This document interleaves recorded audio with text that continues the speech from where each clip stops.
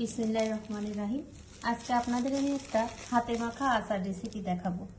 আসলে এটা রোদে দিলেই শুধু হবে, হাতে মাখিয়ে কোনো রান্নার ঝামেলা ছাড়াই। এখন সবগুলো উপকরণ আমি একসাথে মিশাবো। প্রথমে আমি চিনি দিয়ে দিলাম, আর সমস্ত মশলা তো সাইডে আছে।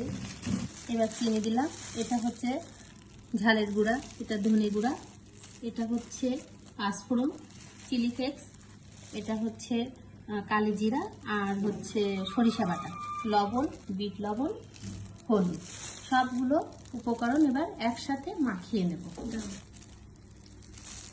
এটা হচ্ছে ঝালের গুঁড়ো, ধনে গুঁড়ো, পাঁচফোড়ন গুঁড়ো, এটা হচ্ছে শুকনো মরিচ টালা, এটা হচ্ছে সরিষা টালা, লবণ, বিট লবণ, হলুদ। এবার সকল উপকরণ একসাথে মাখিয়ে নেব খুব সুন্দর করে।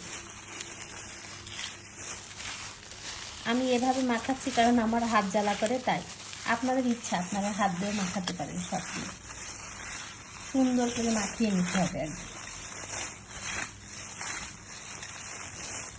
এর থেকে মাখানোর পরে বেশ পানি ছাড়বে, সেই পানিটা কিন্তু আমরা ফেলবো না, এইভাবেই দিয়ে দেব। খুব সুন্দর করে মাখাতে হবে।